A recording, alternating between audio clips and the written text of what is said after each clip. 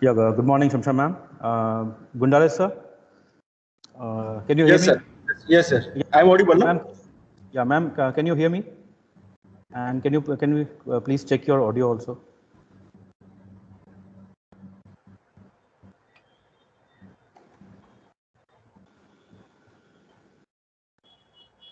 I can hear you. Okay. We also can hear you. So thanks for joining. Gundale sir, please. Yes, sir. We should start with the session, right? Sir? Sir, I hope I am audible, no? Okay. Yes, sir. You are audible. Okay, thank So I you. request you to introduce our guest, and we can Sure, start sir. our session. Sure, sir. Good morning, all of you. Dear participants, since last 5 sessions, we have a lot of information regarding energy forms, energy generation, energy transformation techniques, applications, statistical analysis, and lot many data. But today, we have a slightly offbeat topic, just to break the monotony and to explore some important life skills. I am Bandan Gundale, workshop superintendent of the BBIT, would like to gratefully introduce Dr. Shamsha Emanuel, madam. Madam is an academic mentor, behavior coach, teacher, facilitator, and freelancer. Dr. Shamsha Emanuel is the founder of Asanjo Educational Services and co-founder of I Am Possible. Her work realm is namely communication skills, life skills, public speaking, personal capacity building, as well as regular academic and remedial teaching activities. She has done her master's in analytical chemistry from the University of Pune and doctorate in the field of education. She has cleared many competitive examinations such as NET, GSET, etc. She also holds international diploma in school management and administration, diploma in education and human behavior from TESOL, USA. She is also a certified trainer in English phonology, web-centered curriculum, disaster management, and an NLP coach. She has authored many books and published many research papers in various national and international journals. She has been the recipient of many awards. She has embraced the concept of NLP and is presently engaging teachers and learners to reform their teaching and thinking practices at their classroom levels and habit formation processes. She also is touching upon general practices and life problems that can be solved via NLP. So I hope today's session will be very much enlightening session, and it will be a very great session. I welcome Dr. Shamsha Emanuel, and I request Madam to hand over the session, to take over the sessions, please. Welcome, Madam. Thank you very much, sir. I hope I'm audible. Yes, Madam, you are audible.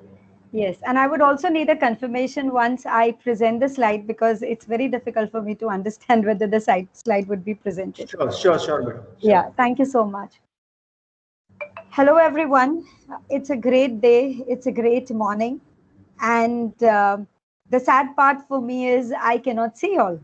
But I think that is the beauty of life. Most of the time, when we begin our day, we do not know what the day is going to be like. It's rightly said that even God never planned a day. My dear friends, I'm Dr. Shamsha Emanuel, and I love to work with students, teachers, parents, and with coaches so that they are able to be emotionally stable and intellectually sound. Now, in this introduction of mine, I used a word that is called as emotionally stable. Sir rightly said that it's a non-technical session. It's a non-technical session, yes, when you think far away from your subject.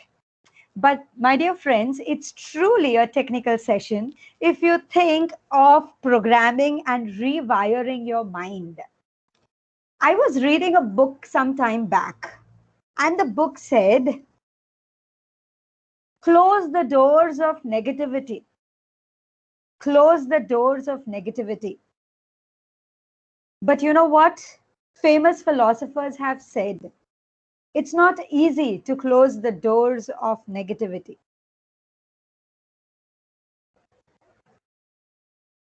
Many a times, we try to understand that negativity can be just freed away. Negativity can be said bye-bye to, but it's not possible. Is it? That's a question that I want to leave. I would just like a confirmation. Is the screen visible? Yes, madam, it is visible. Great. So is it clear, sir? Is the full screen quite clear? Yeah, it is clear, madam. Great, great.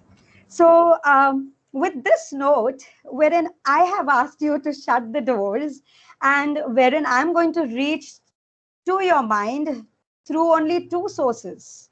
One source is the visual that you see on your screen, and the second source is my voice. So that means you have to truly be alert. Well, my dear colleagues or friends out here or listeners out here, participants out here, uh, how much of it is possible will completely depend upon you. How much ear do you give to me? How much of hearing takes place? That is what is important. So if you are busy doing multitasking, I would request you to give some time today to this session, because this session will actually make you wholesome in terms of rewiring your brain. The question that I want you to answer is, what day is it? I know you won't be able to give me answers, but you can answer to yourself. And keep listening as I proceed. My session is going to be a full, complete mental dynamite. It's going to be a mind karate game in which you will be listening to, thinking. Some of you would smile, some of you will ponder, some of you would reflect. And folks, let me tell you, some of you will even be happy once you learn a number of sessions. Each one of you go back home after a day's work. Do you go back happy and fulfilled? If the answer is yes, then you will go back more happy and fulfilled if you learn these techniques of NLP. If you do not go happy and fulfilled, then you will try to go back happy and fulfilled. So I think it's a time worth spending on this particular session. So I come back to my question, and the question is, what day is it? You know what? Just 5 minutes before beginning this session, I Googled today. And I asked Google, what day is it? And Google told me, it showed in its doodle that it's Tim Berling's 32nd birthday. Gosh, I said, I don't know who's Tim Berling's. So I clicked on the doodle. You can try this out right now. I clicked on the doodle and I tried to find out who's Tim Berling's. He's much younger to me, and he has Google projecting him today. And he's basically a YouTuber, a child of a famous couple. I think, if I'm not wrong, he is Swedish. But Google didn't tell me still what day it is. Can you tell me what day it is? For Google, it was Tim Berling's birthday. For you, it could be your birthday. For me, it could be a great day. For somebody else, it could be a bright sunny day or a rainy day, depending upon which part of the country you are. For some others, it could be a day that is planned quite well, or it could be a day where you are relaxed, sitting and just listening to this session. For some, it could be a Kumbhasam day. Why am I telling you all these? If you noted a little before, I addressed you as friends, participants, colleagues, and so on. And now, again, I'm trying to give you a multiple perspective to what day it is. Did anyone get this right? Check yourself in the next slide. It is International Literacy Day today.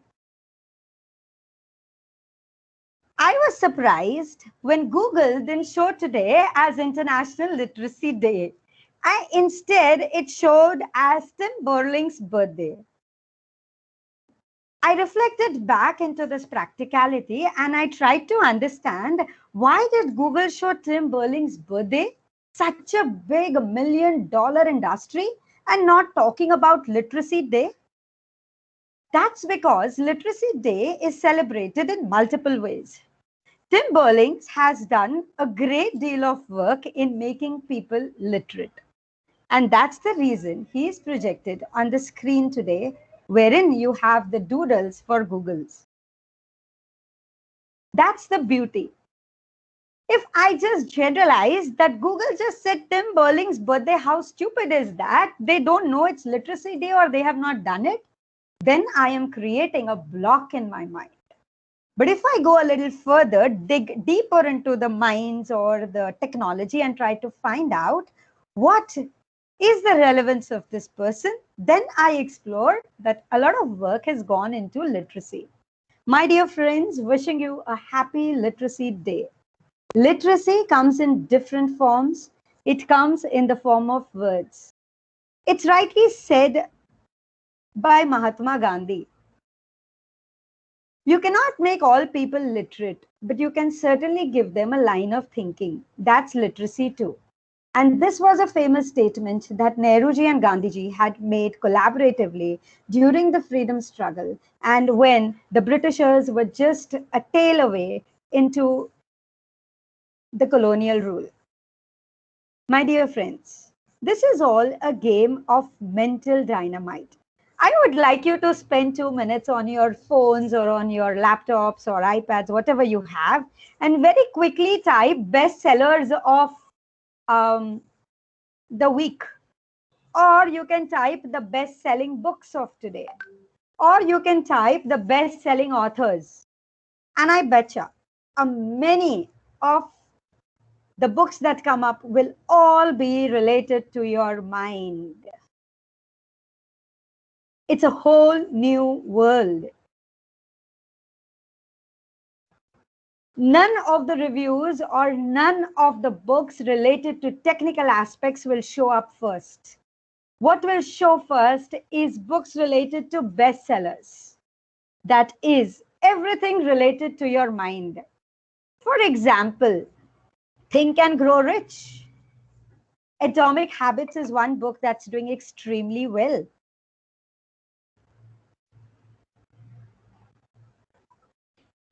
And a number of other things that would pop up would be books like the ones by Robin Sharma, Mental Dynamite.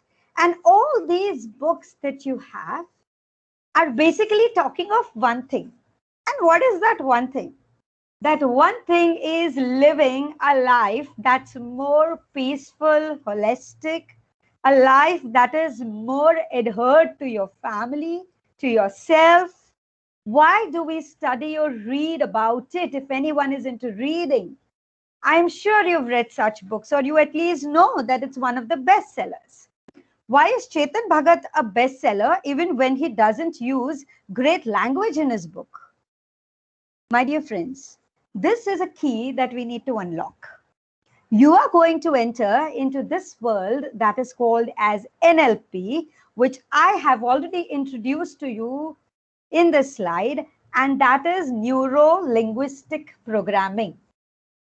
Let me tell you that in this presentation, I have just 30 slides with you, out of which 80% of the slides are images, and the slides which have text has minimum text.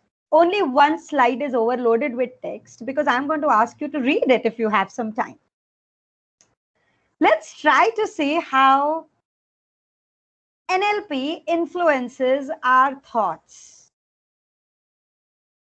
I'm going to give you a very simple example. And that example is, you go to your classrooms and you tell your child or your children or your students, whatever you consider it as. Now listen to this carefully because it's my voice and my tone that is going to ask you to do certain things. Listen to it carefully. Have you done your homework? That is you that are asking your students. The other way of asking is, hello everyone, have you done your homework? The third way of asking is, hello everyone, homework was given yesterday and have you done your homework? I don't know whether you really ask that in engineering colleges, but I'm sure you should ask them because the generation needs a lot of guidance today.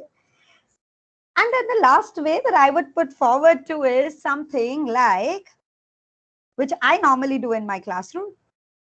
I'm sure not many have done homework. Who has done it? Or you could say, I'm sure many have not done homework. So, am I right? Immediately, you will have a number of students who are smiling or who are reacting to you. The previous lines that you used or the words that you used were commanding, wherein you directly command and say, have you done your homework? Or has anyone done your homework? Or who's not done the homework? And then you are immediately linking to them, coming down to their level, as Swami Vivekananda says, that a good teacher or a good mentor or a good facilitator is the one who comes down to the level of the learner and then answers or questions. So when you say, I'm sure many of you have not done the homework, students are assured that you will understand them and they will be more honest with you. Now, this is exactly what neuro-linguistic program has to do to you.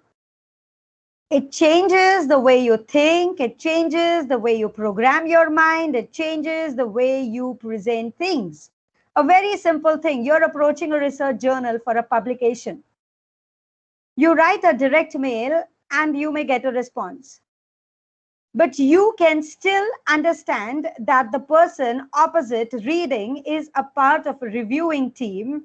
So if you plan or draft your letter a little better, the application a little better, you can transform behavior of that person sitting miles away by only using language. And where is language generated from? Language is generated from your thoughts. So basically, when you talk of communication, there are three parts of communication that is come into picture. Neuro-linguistic programming is a field that began in the 70s. How did it begin? I wouldn't be going into a lot of history. I'll be mentioning a few important names here in the forthcoming slides. But this was began in the 70s. And when it began, everyone thought that it was a field that was not tangible. When I say not tangible, I mean it was a field that couldn't be touched upon. But as time processed, it became possible. I'm sure you know of hypnotism. You must have seen in the movies at least, people getting, or in the web series, people getting hypnotized. What is hypnotism? I'm not saying NLP is hypnotism, but you don't need to hypnotize anyone. But what is hypnotism? Hypnotism is a very high level, extended form of healing that is given to people. It can be misused. Yes, it can be misused. But ethics is very important when you deal with high order programs like hypnotism. Anyways, coming back to our topic. Neuro-linguistic programming consists of NLP. N stands for neuro, L stands for language or linguistics, P stands for programming. Now I'm going to spend a couple of seconds explaining you what it is. Try to understand. If you can do this with me, please do it with me. The first thing is touch your brain. You cannot touch your brain, but you can obviously touch your head. So touch your head. Neuro. It begins at your head. I don't know if you're able to see my image, but then yes, touch your head. It begins with neuro. Let me give you a simple example. Why do you have spas and hair salon massaging going into crore or billion industry?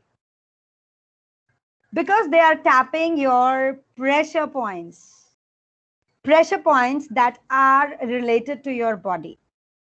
Neuro-linguistic programming believes that your entire body And even Indian science, actually neuro-linguistic programming has deep roots even into the Vedas. And that research is going on at the moment. So neuro-linguistic programming basically has a number of aspects related to neurons, your nerves, your central nervous system. So your central nervous system begins right from your brain to your spinal cord and all the nerves that are going into your body, the dendrites and everything that are receiving the signals. So when you talk of neuro, you are basically talking of your sense organs, the 5 sense organs that you have. I need not tell you, but you know which are the 5 sense organs: your smell, your nose, your sight, your eye, your ears, your skin, your tongue.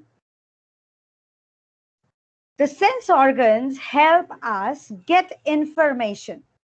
Where does this information come from? It comes from the surrounding. Right now you are listening, or you may be listening and doing something else, or you may be at your college, or you may be traveling.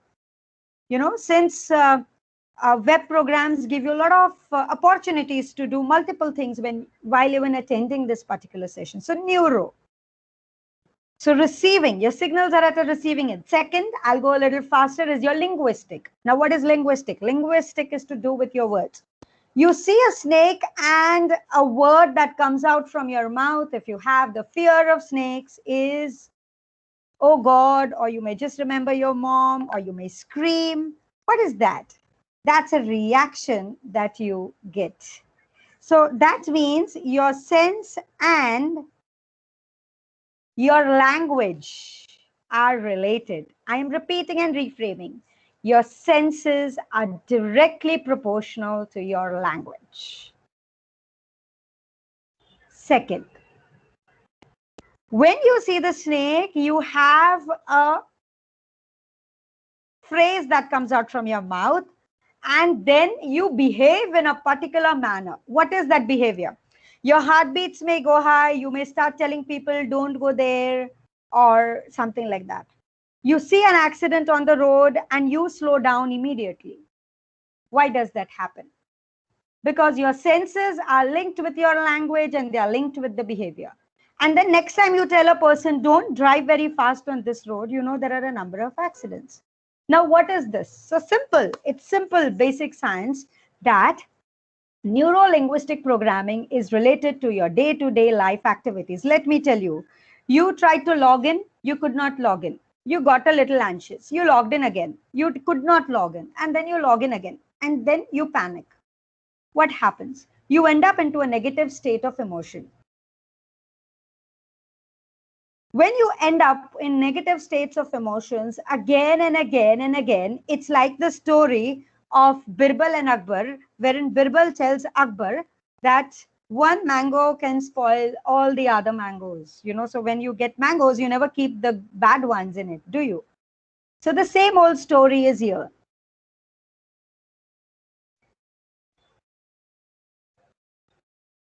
Neuro-linguistic programming is to do with your growth. You can see the bulb, that is the image that is there.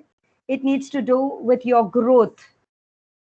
As you grow, as you go higher in life, your pressures increases. You see multiple ads. Let me give you an example. You see multiple ads of insurance companies. Where do they target you? They target your mind. They make you realize that if you take an insurance, you will be at ease.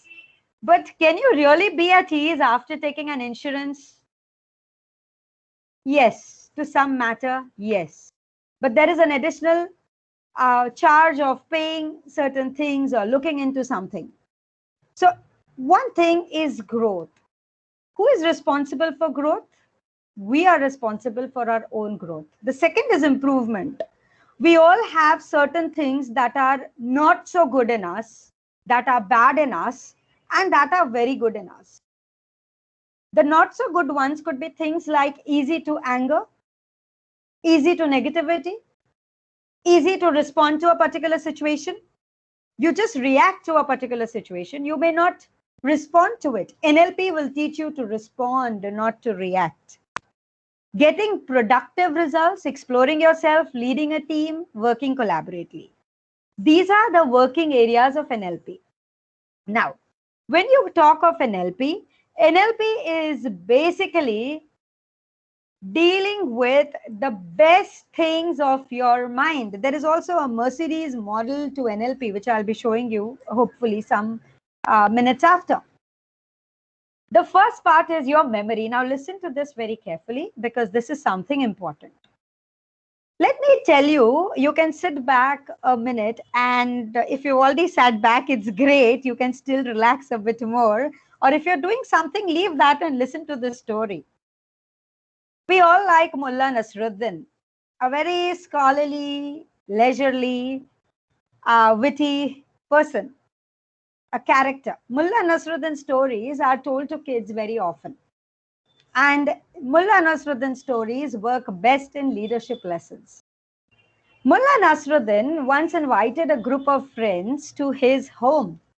And he invited 5 friends and he told his friends, "My dear friends, my wife makes great soup. Would you come to my house to have some soup, to eat some soup?" And Mullah Nasruddin's friends are very, very happy. And they say, "Yes, Mullah, it's a pleasure and we will come." When the day arrives, Mullah Nasruddin has already told his wife that 5 friends are going to visit him. Some of you may know the story. And when the 5 friends come, they come happily, merrily, swinging and walking into Mullah's house. But then there are some more people who enter with the 5 friends. The other people who enter with the 5 friends are their friends. So these 5 people told the other friends that, "Come, come, we are going to Mullah's home. Come with us. You'll have some excellent soup." And then those 5 friends tell other friends that, come with us. So you know what has happened? My friend has got her friend and her friend has got her friend, and that goes on. And finally, when people enter into Mullah's home, the wife is shocked. Imagine if that is the state at your home. What would you do? I'm sure the ladies in the group would immediately say what you're going to do if such a situation happened. And the men in the group will obviously start thinking and reacting or start assuming certain things. So Mullah's wife said to Mullah, "My dear, you told me there are going to be 5 friends, but they are 30. So how do you think I'm going to manage the soup for 5 is to 30? So 5 is to 30, that is what she says." And then Mullah says, "You are smart and I know you will solve it." But he was very, very nervous. Mullah's wife and Mullah come back happy, smiling, bubbling with energy, and they start serving soup to everyone. As they serve the soup, the 5 friends say, "Oh, wow, it's excellent soup, Mullah. Your wife is a gem. You're so lucky to have her. She feeds you good food every day." The other 5 friends say, the friends ka friends, they say that, "Oh, it's nice soup. It's great. It's great." And then the other friends say, "Wow, nice soup." And the friends say, "Oh, soup, but is it really soup?" And then the last one say, "Well, is this soup?" Now, what do you think she did? I'm sure you have the answer. She diluted the soup with water. So she took out the best soup, poured it into bowls, and gave it to the 5 friends who were actually invited. So the 5 friends who were actually invited got the real soup. Then the friends got the soup of the soup, means soup diluted with water. Then the soup was given to the other friends. So finally, the last friends who were invited got only water practically. Now, what has happened here? In this story, Mullah doesn't react saying that, "I am sorry, I don't have so much food, I cannot give it to you." But he has taught a lesson to his friends in an indirect manner. He makes sure that he keeps up to the tradition of serving. So what was needed? If you see all the characters that this pie chart in the brain is showing you, the memory, attention, focus, flexibility, creativity, everything has gone into this story. He did not allow negativity to dwell in his mind. And that is what is the beauty of NLP. Why NLP? I just told you some time back that it's going to be just one slide that is going to be overloaded with text. And this is the slide. Benefits of NLP. If you don't want to read it, no problem. I'm going to tell you in a crisp. NLP basically helps in getting you more confident, overcome procrastination. Procrastination, I'm sure you know it. It means the attitude of I'll do it tomorrow, and that tomorrow never comes kind of a thinking, which our parents have kept telling us, and you keep telling your kids or the younger ones at home. Then goal setting, having a dislinking with any kind of negative things that you do, like telling a lie or smoking or having some kind of masala or gutka or whatever, having any kind of bad habits and delinking yourself from that bad habits, getting bored very easily, trying to avoid fights, or you may be a person who may get into fights, you don't avoid fights. So how do you get over that if you're suffering from some illness? Like, for example, NLP is worked best with cancer patients. Cancer patients are taught the techniques of NLP. I'll be discussing the techniques with you, how you can practice it, how you can use it. So we will be discussing it. If you have constant pain somewhere in your body, how do you take your mind away from it? You go into the class, you already feel tired. You know, many times it happens. You are into the class and you already feel tired. How to handle that? So things like that. Your principal is very lazy. You don't know how to react to a particular situation when some kind of projects come. So you want to do more work, but you're not allowed to do more work, or your staff is not ready to do more work, or the opposite of that, that you are overloaded with work. You are already overloaded with work and more work is coming to you. So what ways you can benefit? The only answer to this is NLP. NLP is a perfect science that talks about understanding your mind, unlocking your conscious mind and your unconscious mind. It's not going to happen in a day, but the purpose of the session is to just tell you that it is possible to do some things better. I will be talking about certain techniques that's called as swish techniques, anchoring, and some more techniques which you can use in simple ways and then start working on your small problems that you have. So when you talk of NLP is basically learning your own mind. I'm going to give you 2 seconds to just glance through this picture of NLP. I will pause for a moment.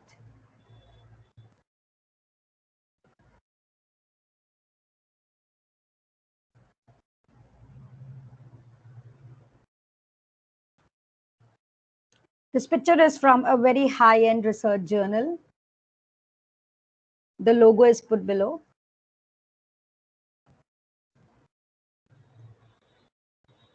It's based on an international level REST work, and it's highly appreciated at the national level.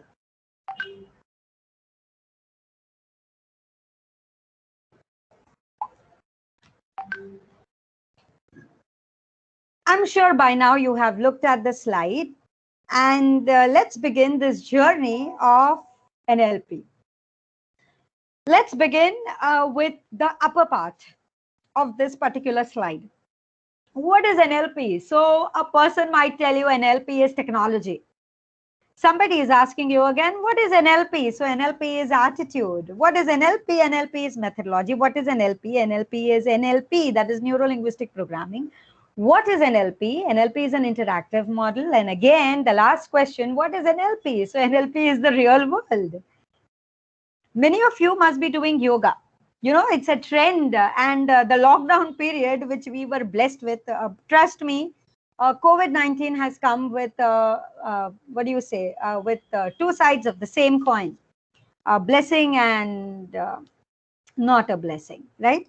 So COVID-19 came with that. But many people turned themselves to things like terrace gardening and yoga and balancing yourself and reading. So people developed, you know, the self hobbies. during that time. So your real world is what you did during your COVID times. When you talk of the interactive model that I'm going to begin with at the moment, wherein you see the text that is below the neuron, wherein it's NLP is a technology. Now, why is NLP called as a technology?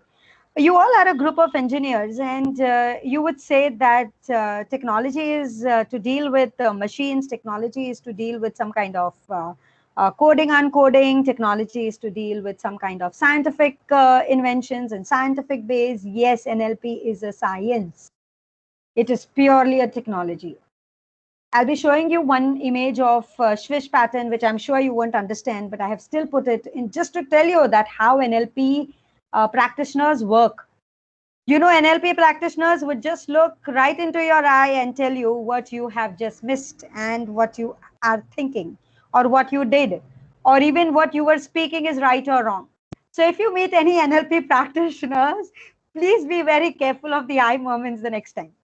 Yeah, the people at home would never escape that too. So NLP is a technology, and it is a technology that deals with a number of techniques. It has a lot of coding, uncoding, thinking, understanding mind. Second, NLP is attitude.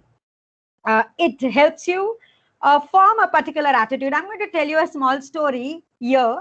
Are you ready to listen? If yes, great. Let's listen to this. Now, we all love Akbar Bilbar stories, don't we? So once Akbar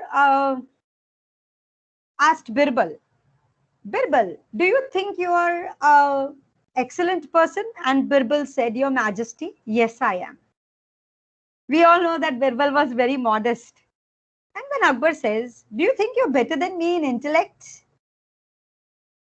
And Birbal says, what do you think? Birbal answered, Yes, Huzur, I am. And Akbar was very angry, very angry. But Akbar was a smart king out of the lot that he belonged to. So Akbar said, well, if you say so, it must be. And then one day, a crook comes to Akbar's court. And that crook wants to basically hurt Birbal. So the crook tells Akbar, Japana, who is the most intellectual person in your court? And from the 9 jewels, Akbar says Birbal. And Birbal stands up. And then Birbal says, tell me, what is it? How can I help you? And then the crook says, I want to know where the center of the earth is. Can you tell him to tell me where the center of the earth is? I have a coconut with me and I have to put it at the center of the earth. And this particular question puzzled everyone in the court. Akbar looked at Birbal and he remembered Birbal's words that he is smarter.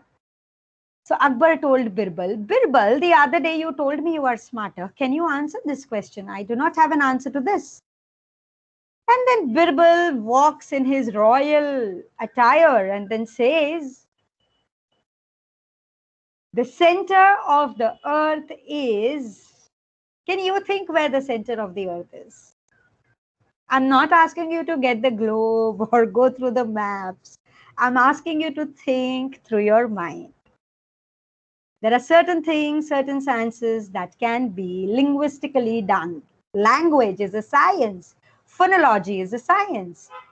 Birbal says, Japana, the center of the earth is where he stands and where I stand. So he says, Japana, the center of the earth is where I stand. And then everyone is shocked. Everyone is looking at each other. So Akbar says, the center of the earth is where you stand. The crook tells, can you prove it that the center of the earth is where you stand? And Birbal questions him back. Can you prove it that the center of the earth is not where I stand? And there is silence in the entire court. So simple thing is, where I stand is the center. That's attitude. And that is what all the bestsellers that I talked about, Robin Sharma, The Monk Who Sold His Ferrari, then your Mental Dynamic, Atomic Habits, Grow Rich, all these books, what are they trying to do? They are only trying to hammer your attitude shaping. I'm sure being engineers, you've had some methodological training.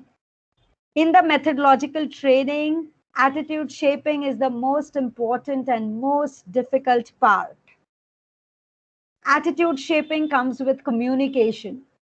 NLP is telling all the teachers who are listening out there, develop a communication strand with your students. Only when you enter into your students' realm with a dialogue, you will be able to solve their problems. Only if you have a plan. NLP is a methodology. Only if you have a plan to communicate, to listen, to respond, not react, just respond. If you have created a model to work with them, then you will be able to win them. I have a friend with whom I talked yesterday. Till recent times, she was an international coach. All of a sudden, I saw a change in her profile. So I called her yesterday. It's a true story. I'm not just making it up. I called her yesterday and I asked her that I don't see you as a coach anymore. You have some other tag to your name. And that is to do with some company. And then she said that, Shamsha, I've hired a business coach. And that business coach has suggested me to change my status or my name tag and relate me with the company of my husband. And I asked her why. Why is it so? So she said that being an international coach is not giving me enough. But if I work as an international coach in my husband's company, being the CEO of the company, they have a company into IT. Husband is an engineer, works from a place called Baroda. And she says, if I become a CEO of that company, I would be able to get the clients based on, and she is an NLP practitioner, based on all my NLP techniques. And I was like, oh my, so you've turned into a CEO of that company and the business coach has told you? My next question to her was, who is the business coach? And I knew the business coach. And the next question was, how much are you paying him? Because he promised certain amount of business. And the cost that she told me was quite a big one. My next question was, is that yearly? And then she said, no, that's monthly. And I was shocked listening to the amount that was paid to a business coach monthly. What does this mean? This means that people mint money just to change your attitude, the methodology, the way you work. What do business coaches do? Business coaches will look at your attitude, shape your attitude, whatever is not needed, they will ask you to leave it. They will train you for that. Second thing, they will give you alternatives to run your business. COVID has hit the market so bad that business coaches have started doing well. Now, that's the mental dynamite. That's the best selling that you normally get. And that is what is the Akbar Bilbar story. So through these stories that I have told you, you've understood it is a technology, it's attitude. It has to do with self-awareness, communications, and so on. Coming a little further, I told you this was started in the 70s. Neuro-linguistic programming was started in the 70s. What does it do? It helps you avoid phobia and anxiety. We all have anxieties. We all have phobia. Phobia is a fear. A fear of going out in a social circle and talking, fear of facing the public. You tell your students to give a talk in front of everyone and they get nervous. Your principal comes and tells you that you have to make a presentation, you get nervous. How to overcome that? Anxiety. Anxiety is not understanding the situation and then getting anxious. You have anxiety, and then you may land into depression, or you may land into anger issues, you may land into different kinds of things. So, earlier what parents used to do, this is done for most of the men out there and for the boys out there. Whenever you get angry, very angry, if as teenagers especially, and the students that you all are dealing with are basically children who are just turning into adults, teenager adults kind of a age group that comes to engineering colleges. So they have great anger issues, fights. How to help them do that? How to help yourself do that? So NLP just teaches you to take out unwanted links. I'm going to ask you to look at this cartoonized picture for 2 seconds. In the picture, there is a man and the lady. The man wants to do something good and wants to go and do some kind of a gaming. I'm sure you know what game it is. Polo, right? And the lady wants him to help with the painting work. This happens at home on holidays, doesn't it? You want to do something, your family wants to do something, and everything goes into a tossed situation. So you are completely in a sandwich. How do you handle this? This is called as a presupposition of NLP.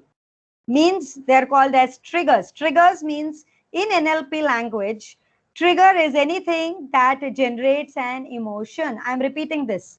When any psychological person talks to you like a trigger, trigger means any action or any situation that you have sensed from the surrounding, and it helps you get into a good or a bad situation. That is a trigger. So trigger means a thought or some situation that makes you do an action. So when you talk of neuro-linguistic programming, it's all about mind maps, and this is a quick mind map.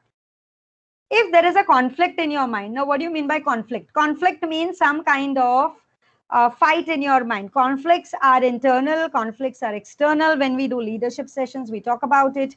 When we do projects, we talk about it, that certain things are working well in the system, certain things are not working well in the system. You have a department of 100 people or 2 people or 6 people. Out of that 6 people, 4 are working, the other 2 are not working, or 2 are working, 4 are not working. So there is a conflict. You think, why should I work when they are not working? So things like that. So these kind of conflicts, conflict at home, level of conflict may be different. It could be interpersonal, personal, intrapersonal, national, international, within a family. So conflict in simple words means fights.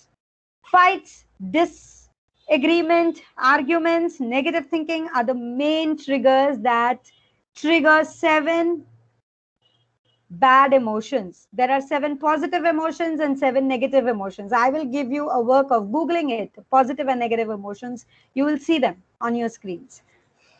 So basically, NLP is a language that tells you not to be confused and just go about. Now, how did NLP come into picture? It was developed by these gentlemen, Richard Bandler and John Grindler. They thought of behavior, mind mapping, 5 senses, getting into your brain, neurons, doing all the magic into your brains, and then you talk about it. Take a second off from this slide, close your eyes and think. The day your body is with chemical imbalance, hormonal changes, what happens to you, both men and women?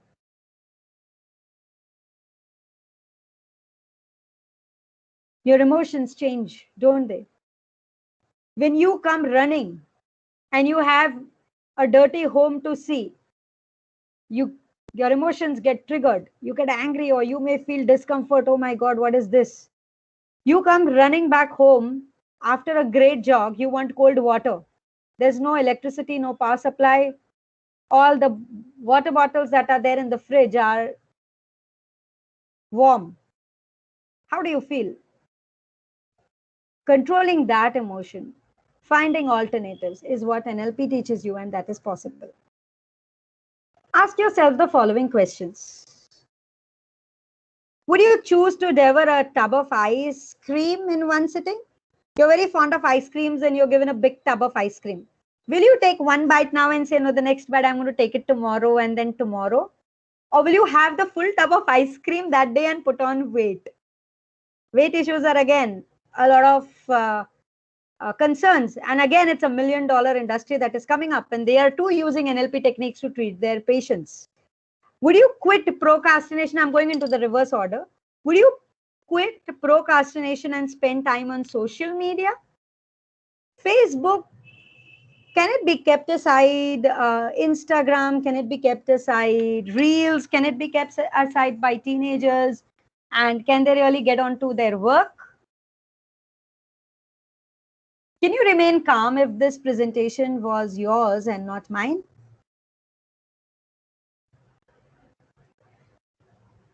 We all get goosebumps or stomach cramps when such kind of situation occurs. How to control that? That is what NLP will tell you. Now let's do a very quick activity, and this is going to be fun for you. Now the picture that you see is a scientific visual of an NLP practitioner, wherein the NLP practitioner has coded some things. My dear friends, in NLP, it's all about how you're going to use the techniques. The techniques are now going to be talked about. So far, a footing to NLP was given. You tried to understand what were the benefits of NLP. A reverse order is picked up in this session. A deductive approach is picked up in this session, wherein first you try to understand all the general aspects of NLP, and now you're going to come to the inductive things. That is how to use NLP in your life. And I will not allow you to get disappointed by not telling you all the techniques. So I'm going to share maximum techniques with you. These are the pillars of NLP. I allow you to see for a second and then we leave. Pillars of NLP are rapport, sensory awareness, outcome of thinking, and behavioral flexibility. If you look at the last one, behavioral flexibility, that's very important, because only if you are ready to modify your behavior, NLP is of your use. If you feel I am perfect, I don't need any behavioral transformation, then that's not done. Trust me, we were doing a happiness sessions. Now, can you really think of sessions like happiness? But yes, it's needed in the world. We were doing happiness sessions for a group of kids, I think last month. And when we asked the kids to share a joke, the kids did not have a joke. That was the saddest part. And the kids were from all over the world. Barely 20% of the kids had jokes ready. So basically, these are the thing. Read it for yourself. When you reach home tired and your family demands are high, how would you react? You're not allowed to do a project, how would you react? You don't have a stimulating environment at work, how would you react?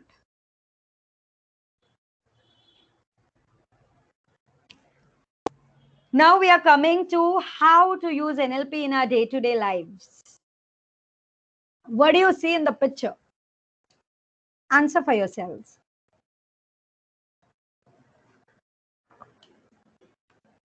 You see a person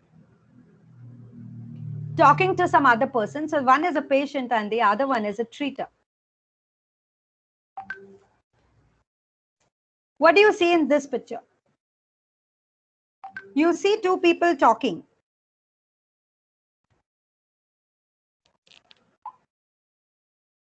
Talking out their minds. You see two people interacting whatever is there in their minds. Now, I have come from this picture to this picture. Please remember, whenever an NLP practitioner is trying to deal with you, the NLP practitioner will have a very, very close look to your eye. This picture that you see is basically asking the person to imagine positive things. Because when you imagine positive things, you will do positive.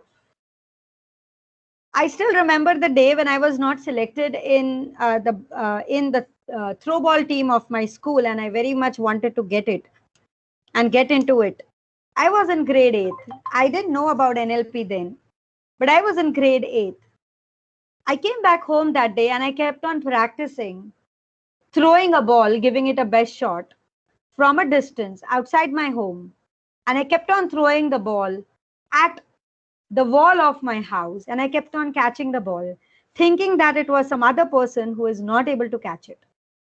And the next day when I went back to school, I was able to throw the ball so hard that the person on the opposite side could never get it.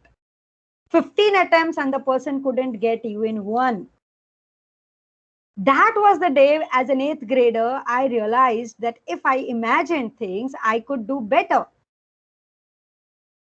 If you talk out or if you think positive about somebody, you could do better. So when you think positive, which part of your senses are involved? Let me tell you, the first sense that is involved is not your brain, it is your eye. Now you will be shocked to listen to this. How can the brain not be positive first? How can your eye be positive first? It is your eye that sees a plant, for example. You see a tree. The moment you see the tree, you make a picture of the tree in your mind. And when you see the tree, what you see in the tree is important. If I see dust in the tree, then my brain will tell me the tree is dirty. If I see green tree, the brain will tell me the tree is green, it's lushy, it's beautiful, it's green, it's voluminous. If I see art in the tree, the shape of the tree, my brain will teach me artistic things. See? So what has actually told you to look and think positive? It's your eye that is telling you to think and look positive first. So that's the power of senses according to NLP. When you look at a pen, if you look at it when you look at a pen, when you take a pen, and if you think I'm going to write something nice, you write nice. You take a pen to sign, and if you feel that I cannot sign with this pen very well, then your sign will not be well. You won't be able to sign well.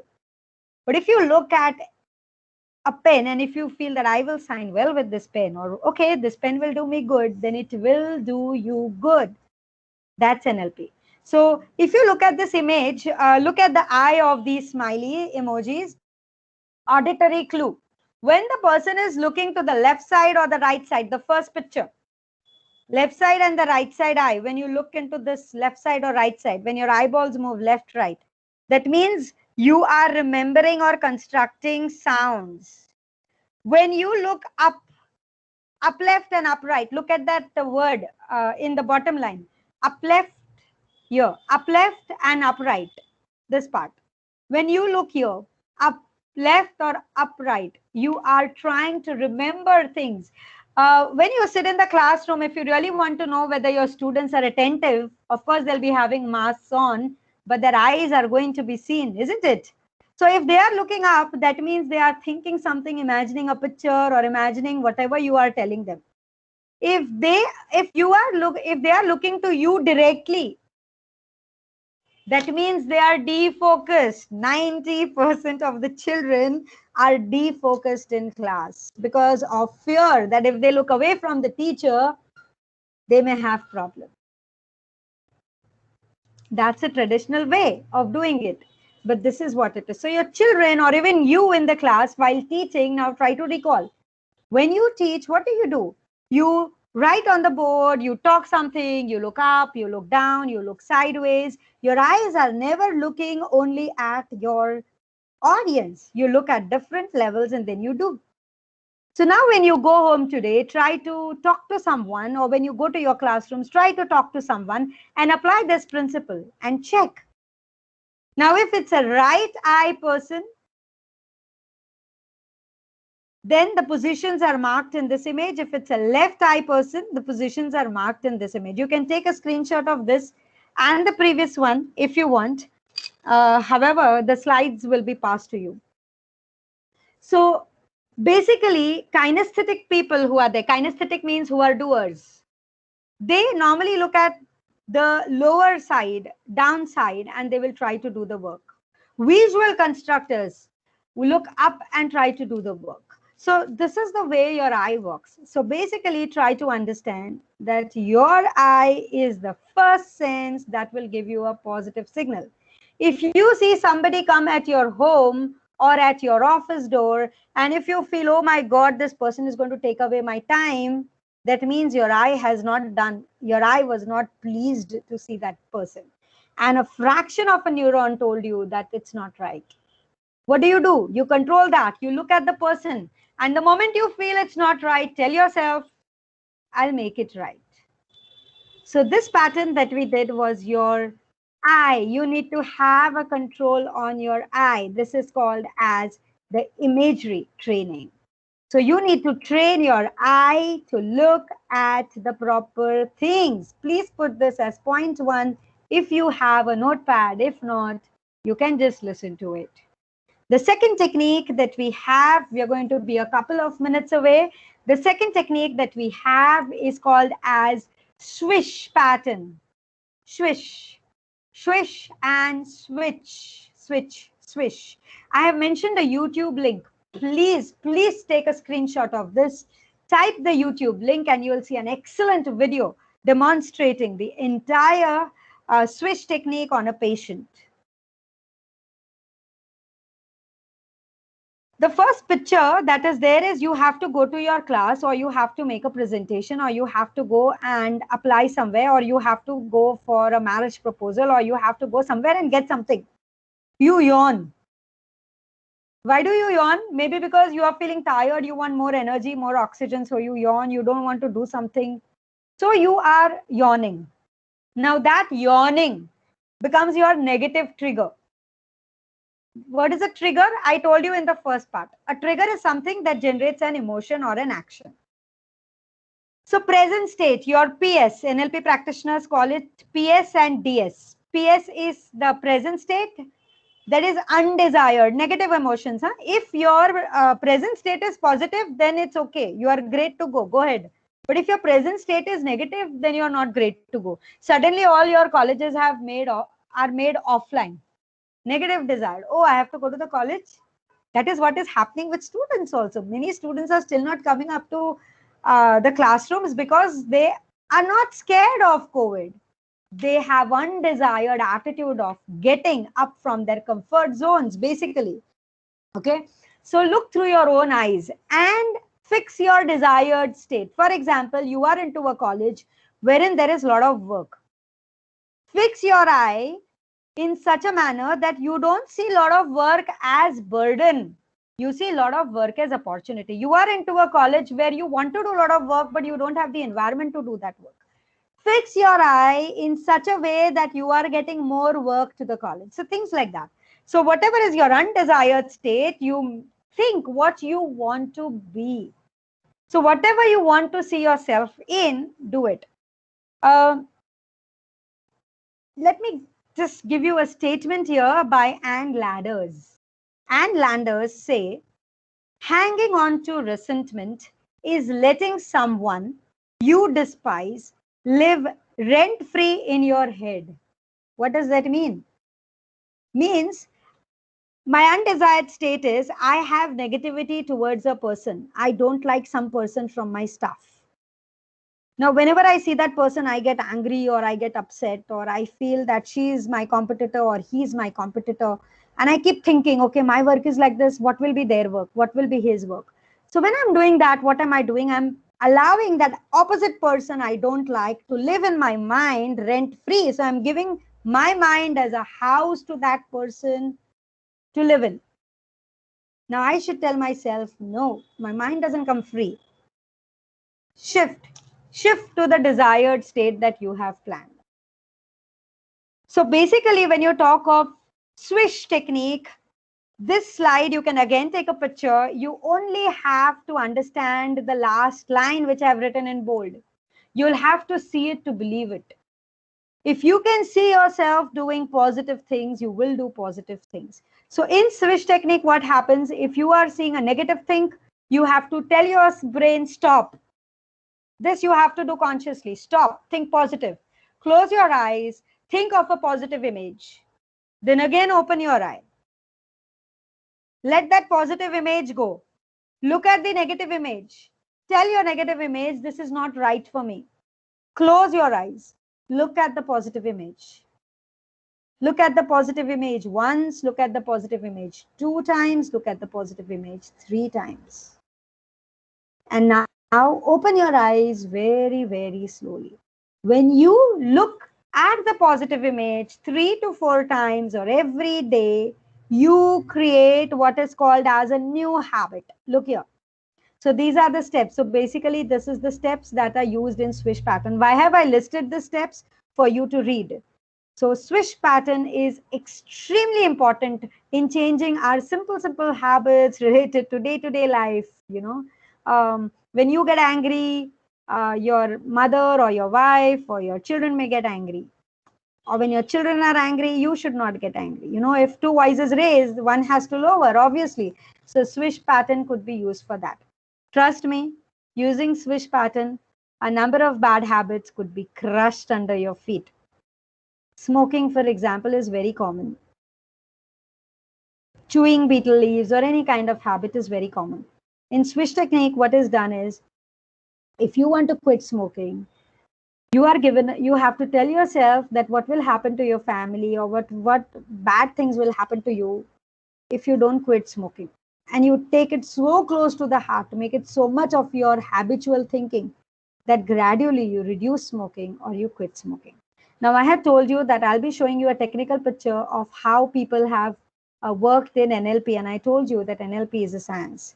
So NLP is basically, see now this picture that you see is basically for smokers.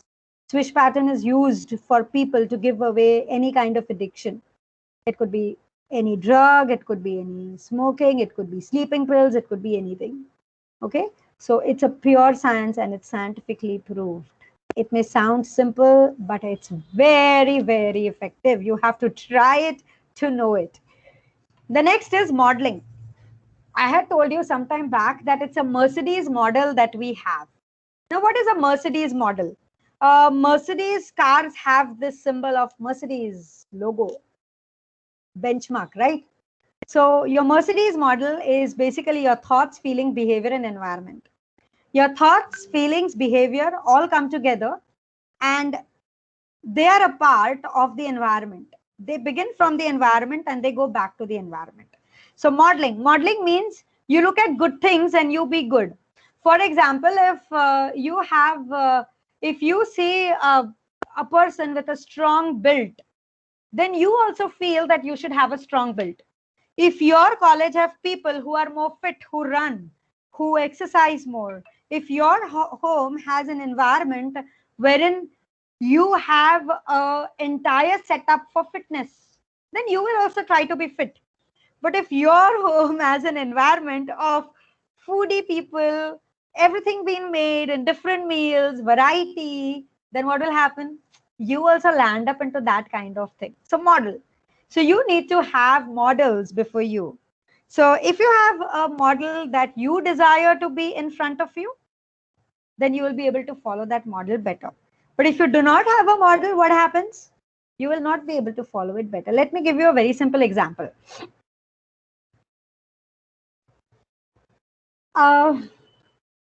This is a picture that tells you about a presupposition. A presupposition means I don't want to do this. This is new information. This is the map of the world. Yeah. So this is your cognitive map. This is your mental map, mental position at the moment, cognitive map. This is new information that is given to you. So today I have given you a new information of NLP. Now, some of you might be thinking, I already know all this. Why do I put this in my brain? You put it in your brain because you have to use it every day. You learned new names like imagery technique. You learned new things like swish pattern, which you can do sitting right now. So that's new information. So what you have to do, you have to put it into your cognitive map, into your brain, and you have to start practicing it. But if you do not take out this lens of presupposition, the chashma, the specs that he is wearing, Donald is wearing of presupposition, you won't be able to apply this new information to your mind. That is modeling. In modeling, what happens? If you have good models before you, you know something is new. If you use it, you benefit. If you don't use it, you don't benefit. So basically, if you want to build like Hrithik Roshan, you need to know what Hrithik Roshan does and you need to follow him. But at the same time, care must be taken. If you want to be something like Bill Gates, then you need to do. And that is what business coaches normally do. They give you role models. So it's very important to have role models. When you talk of modeling, you basically talk of filters. Now, what are filters? Let me tell you this in simple words. Whatever you listen, information, that is your input, that goes into your mind, but you don't listen to everything. You will filter it. You will generalize something, you will distort something, you will delete something. Then you make an emotion out of it. Whatever knowledge or whatever things you get, if I tell you come home, that means you have created a filter, come home. Then you relate it to an emotion. What is that emotion? If you have positive thoughts for me, you will say, oh, she's invited me home. If you have negative thoughts for me, you will feel, your emotion would be, oh, why has she invited me home? So what is happening? You are creating an entire circle of communication. Now, this is the communicative model that is there of NLP. This is what happens. The cartoon is self-explanatory. My words came out fine. They were processed incorrectly by your brain. You are told you're going to do a project, but you process it incorrectly, that that person wants to give me more work and therefore I've got the project. Or you take it reverse, which is in a better manner. So that's what exactly is. The fourth technique that we have is mirroring. Now you learned about modeling, you learned about swish technique, you learned about mirroring. Please remember, I have not gone into the details of these techniques. I have just given you an overview because it's not possible to tell you everything in this stipulated time. The last two techniques that we are going to talk about is, one of them is mirroring. Mirroring means when you look at yourself in the mirror, you try to find flaws and good things in the mirror. We all cannot do without a mirror. Is there anybody in the group who says that, okay, it's okay if I don't have a mirror? I'm sure the answer is no. So it's rightly said that most folks are as happy as they make up their mind to be. I repeat, most folks are as happy as they make up their mind to be. If you look into the mirror and if you feel that you are good, you are good. If you look into the mirror and if you feel you're fat, you're fat. If you look into the mirror and if you feel I'm fit, you're fit. If you look into the mirror and if you feel you're sick, you're sick. The same thing happens in mirroring technique. In NLP, mirroring is mirroring your image. Mirror yourself as you want to be. Whatever you want to be, start mirroring, start thinking like that. So have a thinking. This is called as perceptual positions. Mirroring is to do with perceptual positions. Let me give you an example. I'm going to slip to this slide. This is you. This is the second person. You both are sitting in the office and you're having a chat. The chat could be about a talk show. It could be about the session today. It could be about a movie that you have seen yesterday. And there is the third person. This third person does not know what has happened before and after the chat. What will happen after the chat and what has happened before the chat. But this third position will create an image in his or her mind. This is called as the meta perspective. NLP tells you, always think as a meta perspective. What do you want people to think of you? If you want people to think of you as a confident person, as a dynamic person, then you have to think yourself being dynamic and being confident. Here is a group of people who want to hire, employers want to hire employees. And it's a very simple rule. What is that rule, you know? The candidates are equal. We'll choose them with musical chair. Whoever sits on that chair is our candidate. Now, this is called by chance. But when you go into meta position, you cannot have chances to take place in the entire system. And that is what is very important.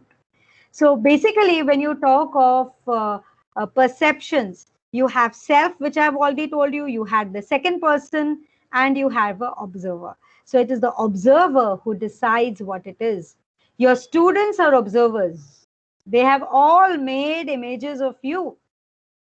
And how they have made images of you based on the interaction that you had with them. If you've had good interaction with them, they create a positive picture of you. If you have bad interaction of them, they'll create a negative picture of you.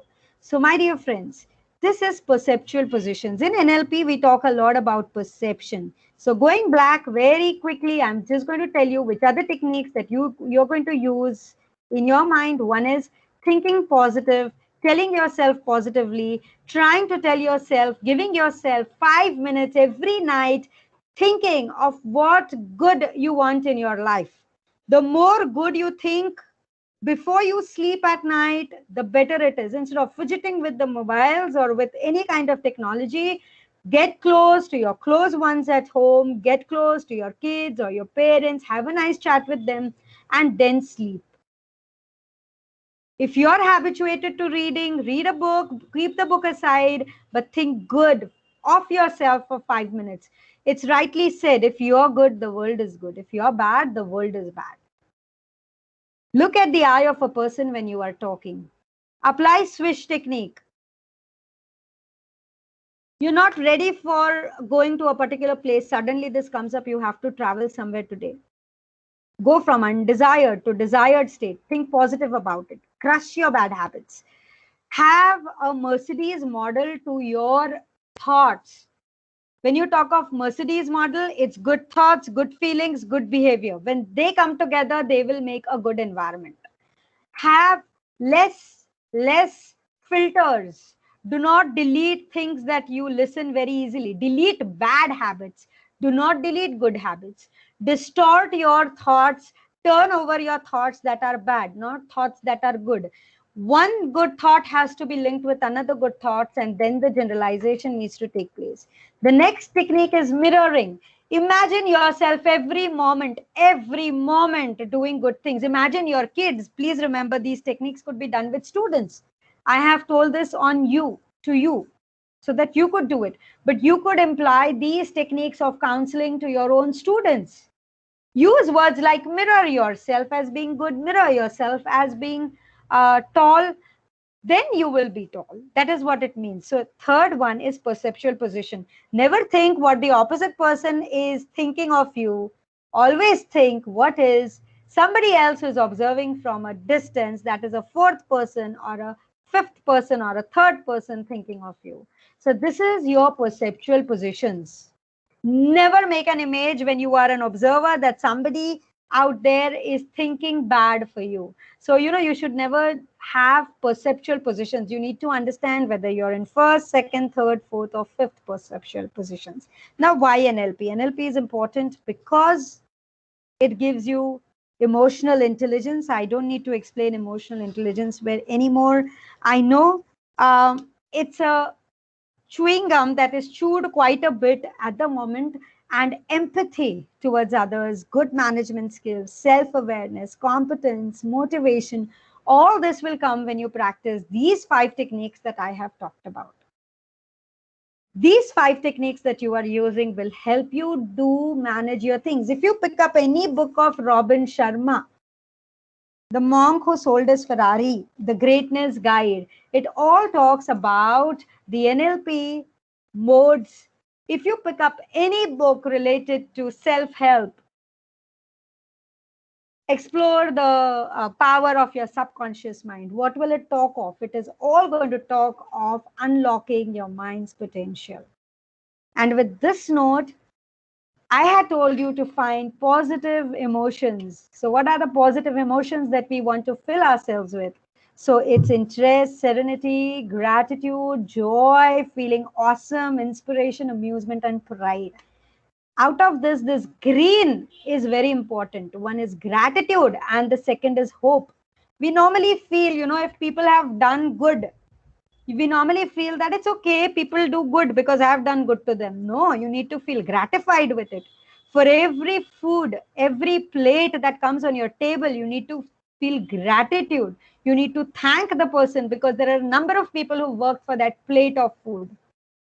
You need to give hope to the world, because if our generations doesn't give hope to the world, then who is going to? And these feelings are very important. Remember, my friends, life is all about technicality, yes, but life is more to do with living. And I think that is what is one of the most important things that we need to understand and we need to do. So with this, I close my session. And if there are any questions, I hope the screen share has stopped. I'm not sure whether it has. I've talked for about 1 hour, 27 minutes to be 25 minutes to be very precise. And I hope whatever was conveyed to you has reached you, and you begin this karate of mind and do it in such a way.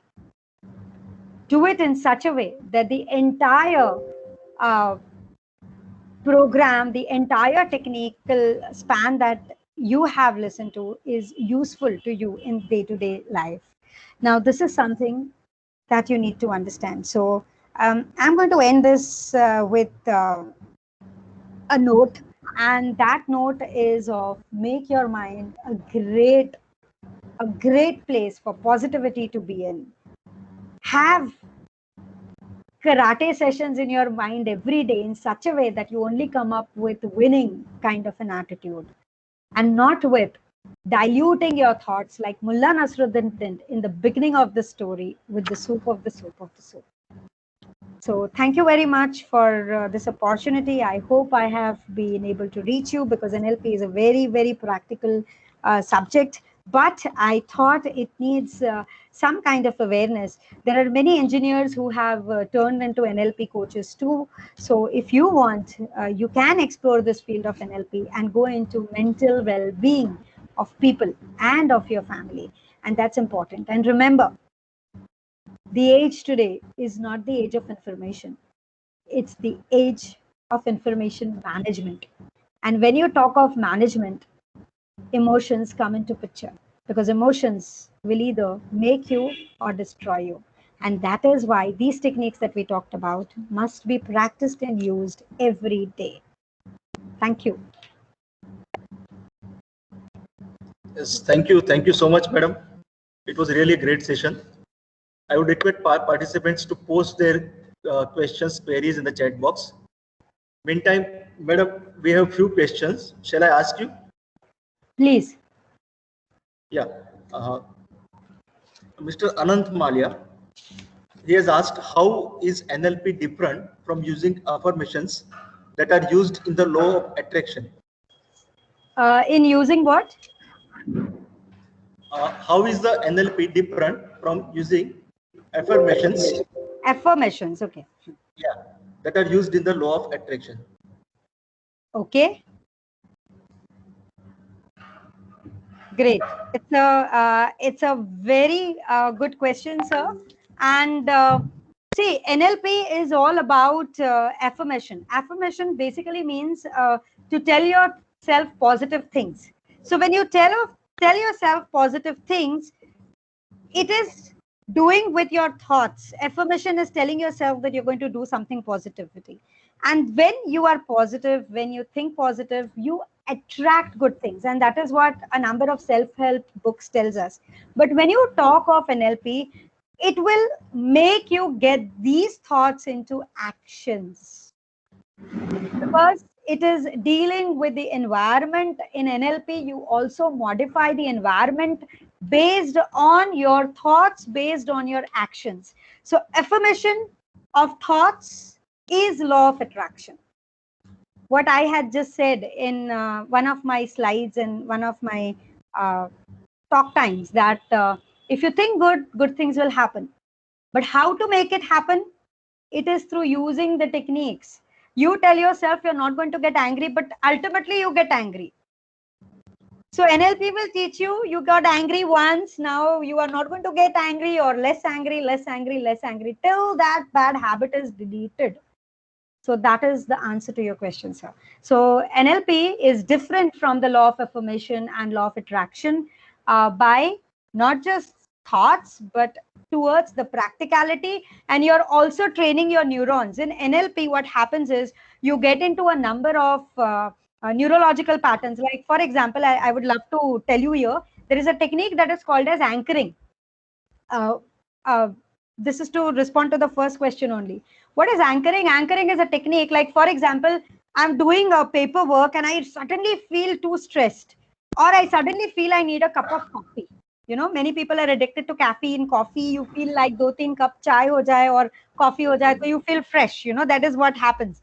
But when you talk of anchoring technique, what do? You feel like having a cup of coffee now, or you are tired. So what you do in NLP, NLP practitioner says, now this might look funny on screen, but I'm going to do it for you. We say that there are pressure points, like this is one on your head on this side. This is the second one, which is in the positioning center of your eyebrows. This is the third one, which is at your lip. So try this today. When you are too stressed out, just, this is called as tapping technique in NLP. Just tap yourself 1, 2, 3 times, and in a peaceful environment, or even when you're in a college, and just press here. And when you press here, think of what you want to complete. It may sound funny on screen, but when you do it, you will realize it. A very simple example, a good massage helps you, doesn't it? This will also help you. So that is the difference between the law of affirmation, attraction, and NLP. So NLP is just not affirmations, thinking positive. It's doing it, modifying your environment and getting it through your neurons, because internally your neurons have to work faster. Stimulation has to be there. I hope that's answered your question. Thank you so much, madam. Anant Malia has got the second question also. He's asking, is basically all mentalists are extremely well versed in NLP? No. NLP, sir, is a technique that is not very rampant in India, at least. But abroad, if you go towards the Western countries, see, NLP basically has an Indian origin, but it is not yet established. But we can find certain connections. Let me tell you one thing. Aryabhatta got this concept of zero. It was decided ages back in Indian sciences that the world is round, not flat. How did this happen? This happened because of conscious, unconscious mind.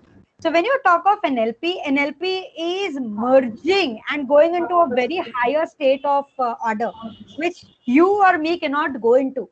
But our basic thing, when you talk of different books, like, you know, some books like I have, like Robin Sharma, Mental Dynamite, and many others, which we normally keep in our offices when you read, when you feel a little low. These books are great, but these people have also studied certain amount of mental notes. But NLP, not all know, because it's a new field. It's a field that is still growing. It's a science that is still growing. This science is still not given to any psychological university so far as a certification. So it's a very young branch of science, and a lot of research is being done into it. So all of them would not know for sure, but there would be some who would be well versed with it. I hope that answers your question. Yes, madam. Thank you so much. One question is from Professor Joseph Soni, sir. He's asking, is NLP similar to the law of attraction, wherein both are using almost similar way, like think positively and send positive vibrations, like that? Sir, I guess that is in connection with the first affirmation and law of attraction. Soni, sir, NLP will actually teach you technique, how to do it. You know, it's not, see, how to think positive is a different science of affirmation in which you need to train your brain. You and me both know that we need to think positive, but is it easy to think positive always? Yeah, that's to make that habit, NLP will teach you. So NLP will teach you habit formations and habit deletions, how to delete a habit and how to make a habit. And how does it teach you? When you practice it at least for 15 days, till your habit is gone, bad habit is gone, or that negative trigger is gone. That is NLP. Yeah, thank you, madam. One more question is from Hardik Varia, sir. Okay. He's asking, despite of knowing all these fundamentals, we used to keep on doing mistakes. How to overcome from that? Sir, I have only one answer to this. Yes, madam. You said that we know that, can you read out the question again? Because in his question only lies the answer. Yeah. Despite of knowing all these fundamentals, that means positive thinking will make the environment positive. That is all okay. But despite of knowing these fundamentals, we used to keep on doing the mistakes. So how to overcome from these mistakes? Yes. Now you know that this is good. It has to be done in this way, but still you do the wrong way. So where is the problem? The problem is an attitude. Habit formation. Attitude and habit. Yeah. So that is the answer. So the answer to this is getting this one, getting this together. So forming an attitude, conscious attitude. Please remember that every habit is first formed unconsciously. Is formed consciously, and then it goes to unconscious state of mind. For example, if I don't like to read, then I will first pick up a book and read. I read once, I read twice, I read thrice. That is consciously done. But then unconsciously you start reading everything that you see, So that is what it is. It's like reading. If you're very easily able to make out the difference between water and juice, because you have been taught, you have consciously been told that this is water and that is juice. So that is what it is. So the answer is just have a right attitude and try to do it. Make it a habit. Yes, thank you very much, madam. One question is from Professor Vinit Modi, sir. He's asking, can NLP be used to increase joyfulness and happiness? 100%, sir. It can be used to increase joyfulness, good state of mind, happiness, and many other things. This reminds me of, if you can give me just 1 minute to share. It was asked once to a person, right? Your bowl is empty. What do you see? And that person said, I see hopes. So that's what it is. So NLP is all about clinging on to your positive triggers and positive emotions. So it is going to make you happy. Forming good habits, developing social contacts. So it is going to make you happy. So the answer is yes. Not only you, everybody around you. Thank you, madam.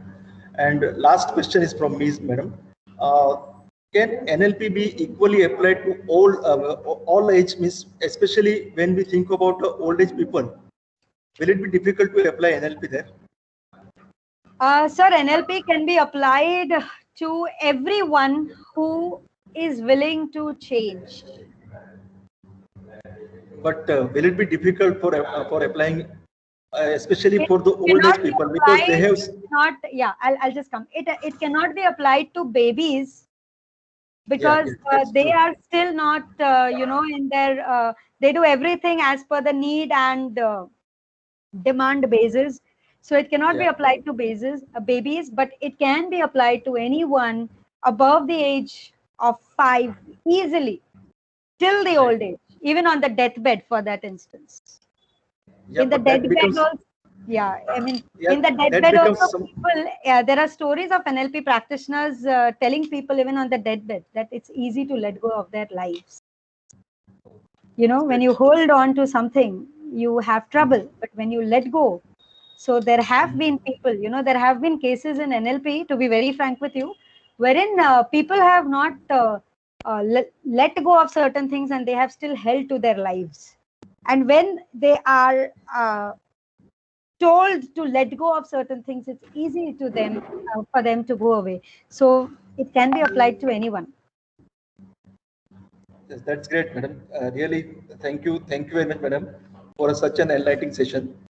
I'm sure every one of us must have not only enlightened this session, not only enjoyed this session, but also have a great takeaway. You have touched very different areas of NLP, NLP, I think, is a very complex to actually apply, but you have simplified it very simple words like rewiring of mind. We all know that what is the hardware in the computer, how it works, how it is memory, but we never try to understand our own mind. So I think NLP may help in this direction. NLP may be very complex phenomenon, but after listening to your session, madam, I think if one goes on practicing, definitely they can rewire their minds also. And some of the points I remember from your session, that respond and not to react. Then imagine better, you will get better. Conscious mind is a goal setter and unconscious mind is a goal getter. The switch pattern, the mirroring technique, excellent, madam, excellent. We have really enjoyed this session a lot, madam. On behalf of BBIT College and our BBIT FDP team, I convey my deep sense of gratitude for such an enlightening session.